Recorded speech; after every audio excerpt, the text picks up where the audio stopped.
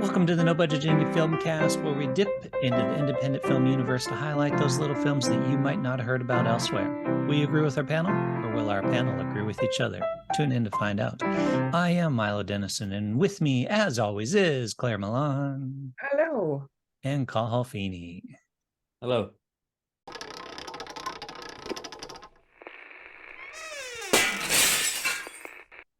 This week, we are looking at a documentary called Nothing Compares. So it's basically the Sinéad O'Connor story.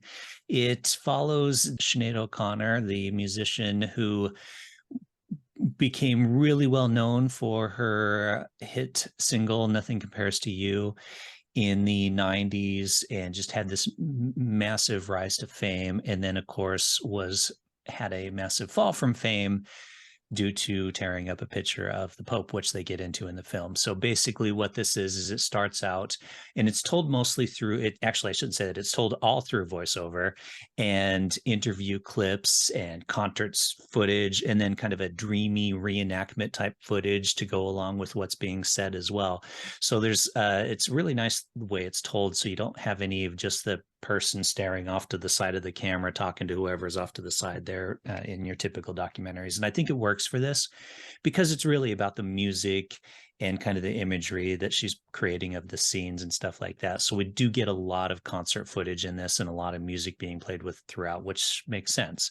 So we hear about her start in life, how she went to Magdalene Laundry, which was kind of a place where they sent wayward children back in the day in Ireland, and some of the abuse that she received from her mother, from the religious establishment in Ireland at the time.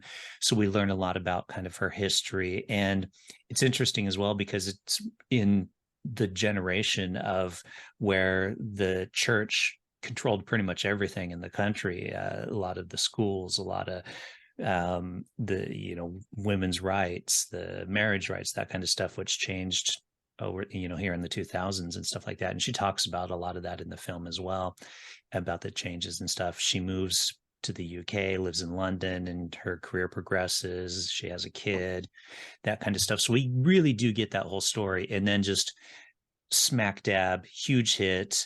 And she's hanging out, she's winning awards, she's hanging out with Kurt Cobain and Courtney Love.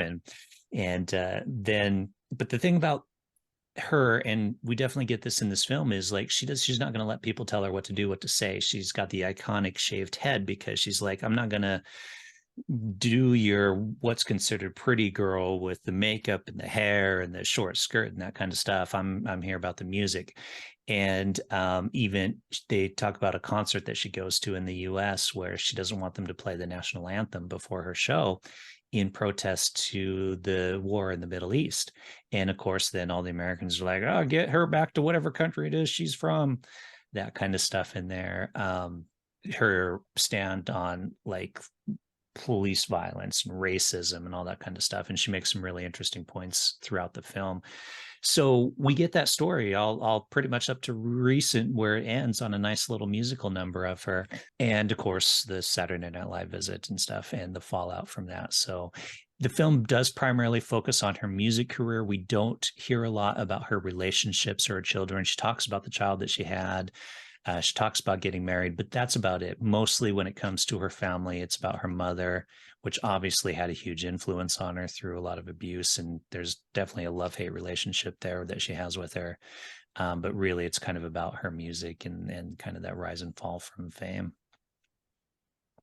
It's quite an interesting documentary. I love Sinéad O'Connor. I listened to her autobiography on Audible, and I just thought it was absolutely probably one of the best autobiographies I've read. And she narrates it herself, and she kind of laughs herself. She's a great sense of humor.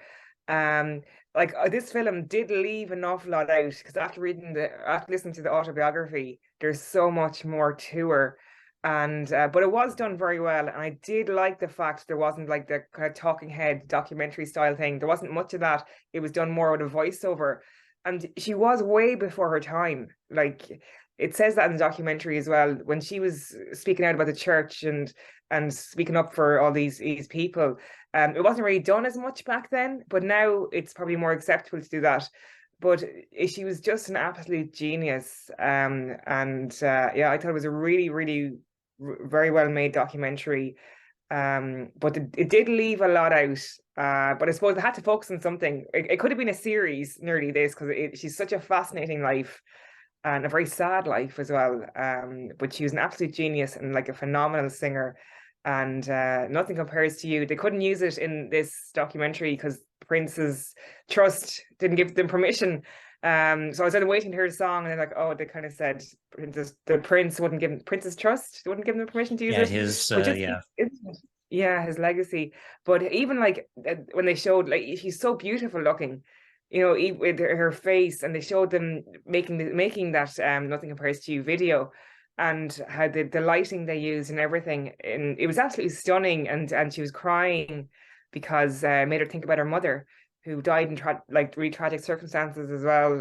Why I thought it was really an amazing documentary, a great insight. Not as insightful as I thought it would be, but I really enjoyed it. I should just pick you up on something you said in your piece there, Milo. She didn't exactly go to a Magdalene Laundry school, because she went to a school that was run by the nuns, and they ran a Magdalene Laundry, and she used to in the evenings go to one of the wards where some of the old Magdalene girls were sleeping.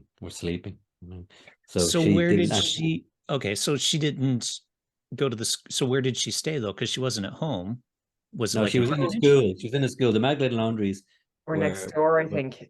They were institutions where women, like girls, I should say, pregnant, like who with unwanted pregnancies, or who had been shamed by their own community, and they kind of sent off to these schools, and they were made to work like slaves. And then there was a whole kind of the mother and baby home, and that was another big scandal as well that happened. But so she herself, wasn't a Magdalene girl, so to speak. Okay. Just correct our listeners. Before somebody's like, wait a minute, that's not right. Leave exactly. a nasty comment. Yeah. Like I find it interesting.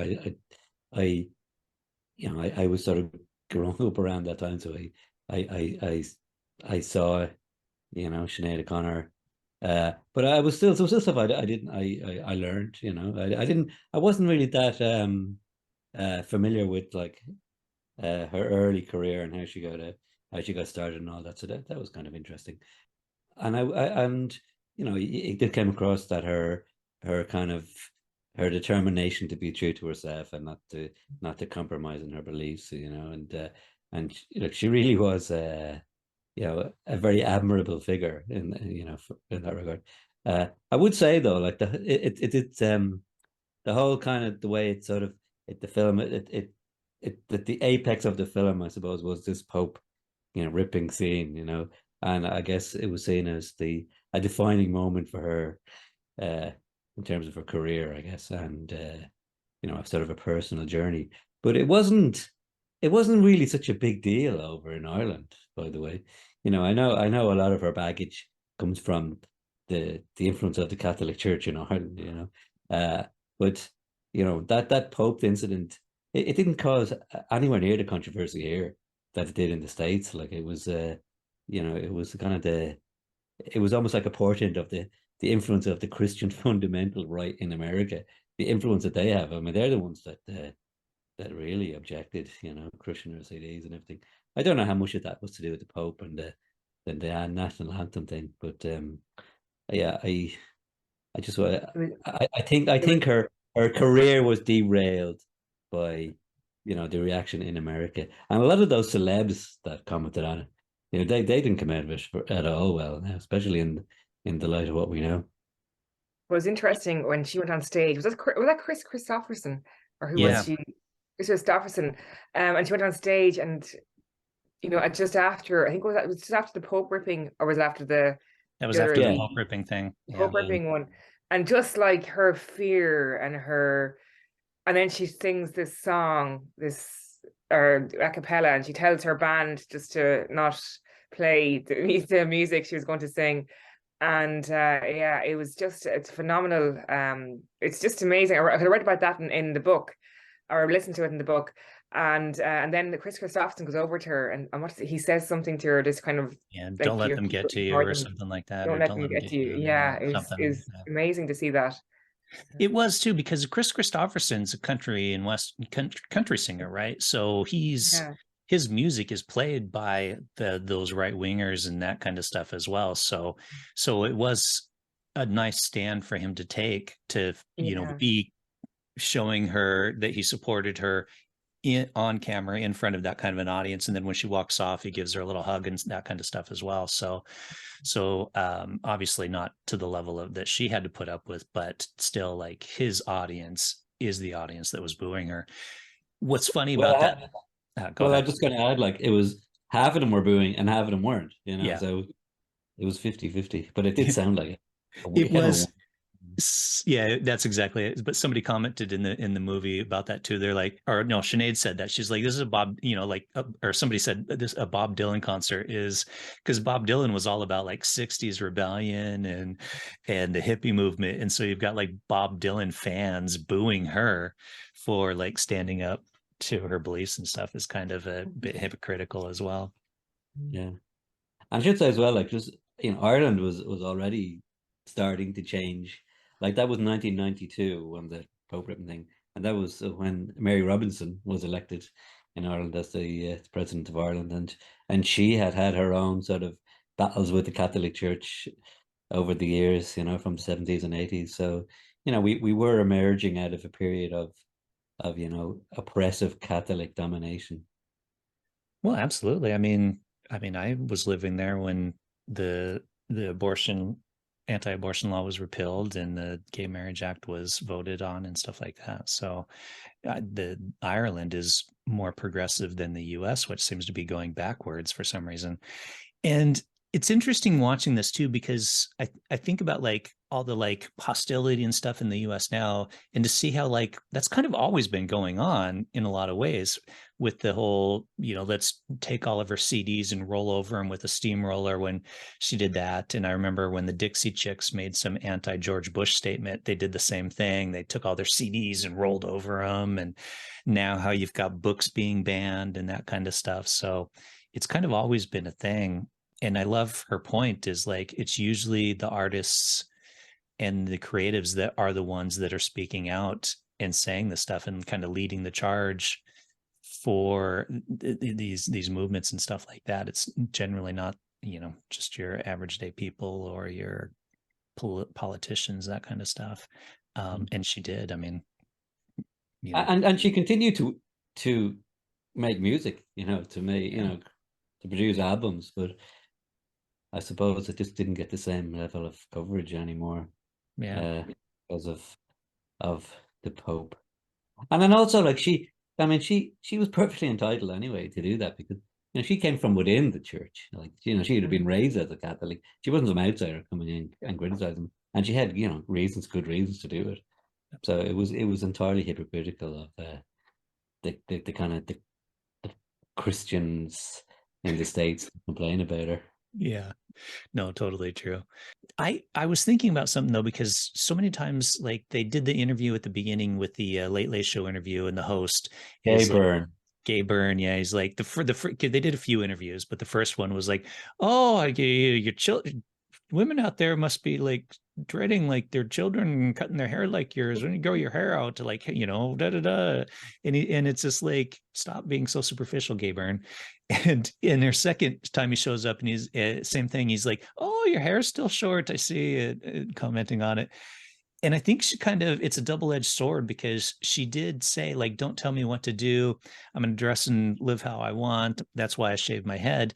But now she's kind of stuck with it. And people talk about her look more sometimes than they talk about her music, like, to whereas if she hadn't done that, maybe we would be talking about her music a bit more than we're talking about her look with this shaved head that she's kind of stuck with now,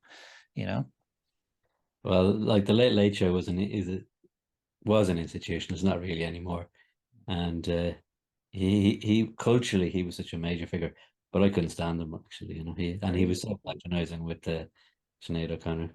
Oh, totally. Like she took it really well. She was very polite in her responses to him as well, considering like how condescending he was. Yeah, well, she had this kind of two personalities, really. Like, I mean, when she was talking to people, when she's been interviewed, she was very nice, very quiet, Yeah, very softly spoken. But then her real anger came out in her music. absolutely. Yeah, yeah, definitely can see that, can't you? Yeah, yeah. Yeah. I like only one interview did they show her kind of getting a little bit snippy. Like somebody was comparing her situation of having a child at 20 to, you know, the when she was in that film about like a 15-year-old having a child or whatever. And he was like, you know, I'm sure you can relate to that. And she's like, no, my experience was absolutely nothing like that. And she Yeah, was like, yeah. I was 20, I'm an adult, I live in a country where it's supported, I have a supporting partner. And you know, this is about a 15-year-old girl who gets like shunned by society and stuff. It, Yeah, it it was was weird pretty to see her cool. acting, wasn't it? She could have, like, Yeah. she's actually a really good actor. Brilliant, yeah. Yeah, Yeah, she was yeah, good in that. So, And I don't know. you know, you have to say she's an icon, a feminist icon. If you, absolutely, absolutely. Yeah, and she's been proven right, you could say. Especially when yeah, it yeah, comes to some of the church stuff and yeah, absolutely. across the She board. was just before her time when she said it. Like it's, yeah, it's mad. Yep. It's always that first person that gets to be the before the time person, and then everybody after Yeah, it's kind of the okay, now's the right time. But somebody has She's, to lead the charge.